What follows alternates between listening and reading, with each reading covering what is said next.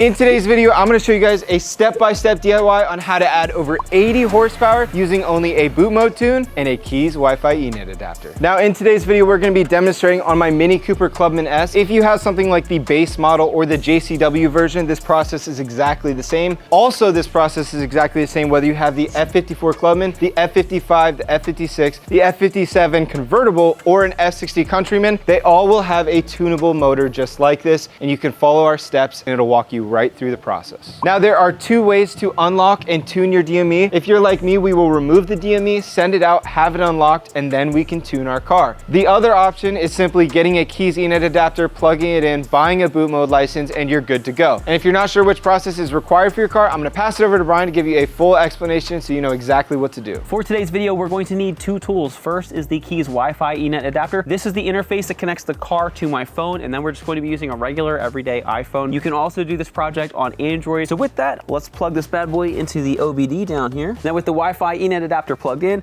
you're going to go to your Wi-Fi settings and connect to the KIES network. Okay, here we go here. Now for your first time connecting, you are going to need the password. It's just KIES with a capital K, K-I-E-S, 1234, and we printed it on the back of the dongle for you. Once that's connected, what we need to do is we need to configure the IP address so that we're able to connect to the car and also still have cell service. So to do that, hit this little I on an iPhone next to the network. And then down here where it says configure IP, it's on automatic, and you'll see an IP address. You just press and hold that. It'll allow you to copy it. Then flip it over from automatic to manual where it says IP address, paste it. And then for the subnet mask, it's 255.255.255.0. and then you can hit save. And now the connection is fully set up. Once you've set up your connection, go over to the Boot Mode app. If you don't have it, it's available in the Google Play Store and also the Apple App Store, totally free. So download it and then sign up with a free account. They don't want your name, they don't want your address and your phone number and all that. All they want is your email and a way for you to log in. So go ahead and set that up. Then with the key in your car and your foot off the brake, hit that start stop button and that'll put the car into accessory mode and that will set up the connection. You'll know that it's set up when this turns green, just like that. Right on schedule, look at that. Now, if you take a look down here, it's gonna say view software IDs, and this is what we need to click. When you click on that, it's going to give you one of three options, OBD, bench, or FemTool. So if yours says OBD, you can move forward with the flashing process. If it says bench or FemTool, you'll have to remove the DME. Now, if you're like me and you do need to remove your DME to have it sent out, I'm gonna walk you through that process step by step right now. If all you need to do is hook up an ENET adapter and flash the car, go ahead and jump forward in the video. We'll have a timestamp below on when we show you how to tune the car step by step. Now, our DME is located down here in this area, so we're gonna start by removing some of the plastics. First, we can take this trim off. It just pulls straight up like that, and we can set this aside. This plastic right here lifts up from the front and then it slides out straight. Then you could take an 8mm and you're gonna remove a bunch of these screws here, starting with this one. And once you remove these three, this plastic piece will come out, and this reveals our battery right here. And then we can continue with the 8mm.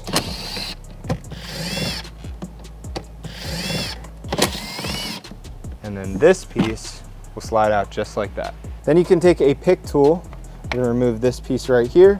And with a 10mm, we can remove this nut.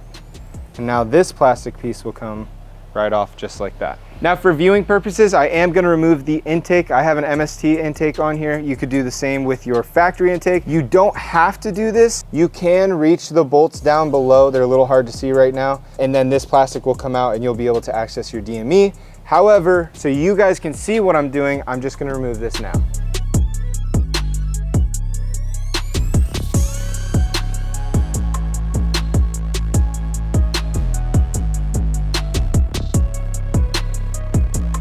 Now you'll want to take a 10mm at this point and we can remove our negative terminal on our battery. This is to protect our DME. We don't want it to short out or have any issues when we go to unplug it. So now that that's loose, we can lift this up and I'm just going to tuck it back here. Then we could take a 13mm. We're going to remove this bolt right here. And then this one might be a little hard to see. We're going to remove this bolt down here. Make sure not to drop this one in your engine bay. There we go. And now with those removed, we can remove this plastic piece straight up just like this and move it out of the way. Now we're gonna remove this pass-through cover right here. Just slide straight up, just like that. Give us some wiggle room. And then this part's kind of tricky. You'll see that this plastic actually fits onto this other piece of plastic here. So if you pull it straight back, it will disconnect with all the wires, and that will give you some slack. And from there, with this tab right here and this tab down here on the white piece of plastic, see these two? We can push them and the top cover will come out. And what you're looking at here is your DME and all the connections plugged into it. What I like to do is unplug the DME after marking it so that this has more slack, and then I'll be able to pull this out of the way and get the DME out. So let me show you that now. Now this is the most important and crucial step. What I like to do is pull out my camera on my phone, take a few pictures, couple different angles, and make sure that I know exactly how to reconnect the DME when I reinstall it into the car. The other thing that's super helpful is I'll take a liquid chalk marker, and what I'm gonna do is I'll mark this as number 1 with 1 dot. I'll mark this as 2 with 2 dots. This connection here I'll do 3. And that way I know that it's 1, 2, 3 in that order, exactly how to reconnect it. And I'll do the same in the back here. So this is 4.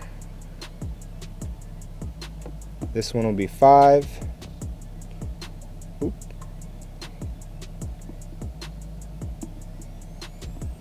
And this one I'll do a line. Now I found the easiest way to disconnect these connections is to start with this one here, move to this one is 3rd, 4, 5, and 6, moving all the way to the front of the car. That is by far the easiest way to do this. So I'm gonna start here with my flathead. So what I like to do with my flathead on the back side of this is press in on both those tabs with my finger and the flathead. You'll see that there's a pressure tab on this side and on this side. So if you squeeze both, it'll pop out. We can move that out of the way. The second clip is the same way to lift this, just like that. And then you can take your flathead and you can lift right here. I'm gonna pop this cap off just like that. And then what you're gonna do is take your flathead and slide this clip over just like that. And it'll actually pop it up as you slide it over. It's kind of spring loaded. And then once it's all the way loose, this will pop up just like that and you can push it straight to the back. Now for these 3 clips, they're super easy, but they're very important how they go in. Basically, we're gonna release this little tab right here, and what that's gonna do is allow this lever to fold down. So I'm gonna press it in, and then I'm gonna press this lever past that clip point. Now you'll notice as I'm pressing that lever down, it's going to, again, like the back, act like a spring, and it's going to remove this connection by the lever. So I'm gonna press it, and you'll watch it move up.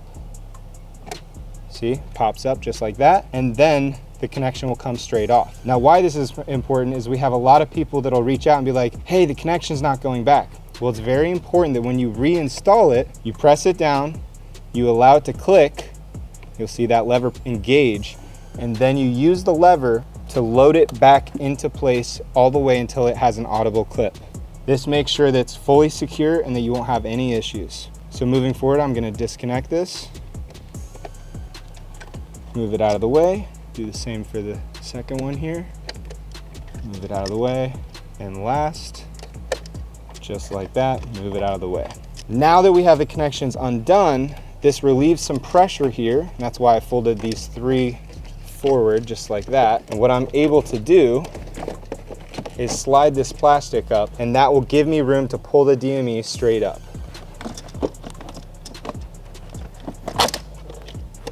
Now to remove this last piece of plastic here, I'm gonna push this tab in, and then it'll pop out just like that. There's a 10 mil down here that you just have to loosen on this white plastic. See, you can see that 10 mil I just removed right there. So pull this out. Once you do that, all you have to do is push these tabs out of the way, and your DME will slide up